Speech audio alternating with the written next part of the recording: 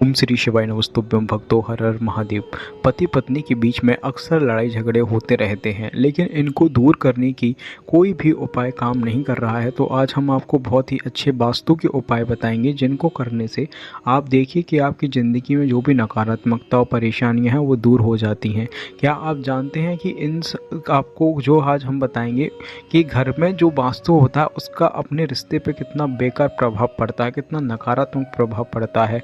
तो अगर इस प्रभाव को आपको हटाना है तो आपको बेडरूम में कुछ ऐसी चीज़ें करनी होंगी जिसके कारण आपके दोस्त दूर हो जाएंगे और आपको किसी भी प्रकार की समस्या दाम्पत्य जीवन में नहीं आएगी। तो आपको पहले तो क्या करना है कि ध्यान से पूरे वीडियो को सुनना है, ताकि आपको समझ में आ जाए कि आपको क्या क्या चीज़ें करनी है, क्या नहीं करनी है।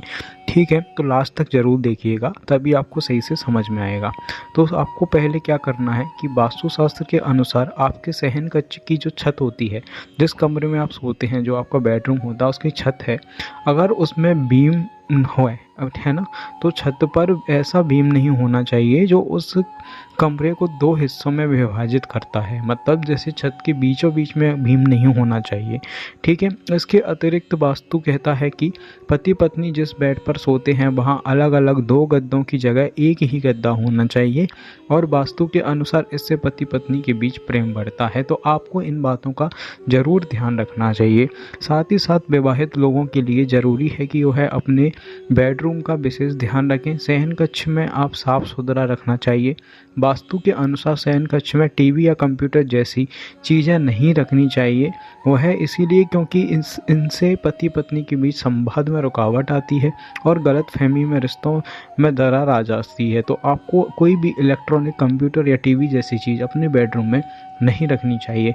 ज़्यादातर मामलों में देखा जाता है कि पति पत्नी के बीच संवाद की कमी ही उनके लिए अलग होने का कारण होती है। तो आपको इस बात का विशेष ध्यान रखनी चाहिए। यह बात वैज्ञानिकता के हिसाब से भी बिल्कुल ठीक महसूस होती है।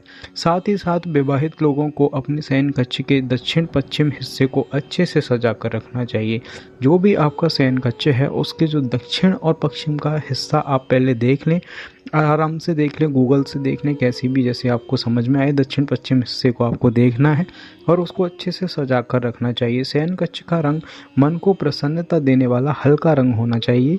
इससे भी आपके ग्रह नक्षत्र शांत होते हैं और आपको जीवन में अच्छी सुख समृद्धि मिलती है और साथ ही साथ सकारात्मकता आपके जीवन में आती है। वास्तु के अनुसार पति पत्नी के कमरों में ऐसी तस्वीरें नहीं लगानी चाहिए जिनमें हिंसक चित्रों का चित्रण किया गया हो, यानी कि कोई ऐसी डरावनी या फिर शिकार करती हुई जानवरों की तस्वीरें आपको नहीं लगानी है। इसके अतिरिक्त नदी, तालाब, झरने या तेज उठती लहरों वाली तस्वीरें भी शयन कक्ष में नहीं लगानी चाहिए।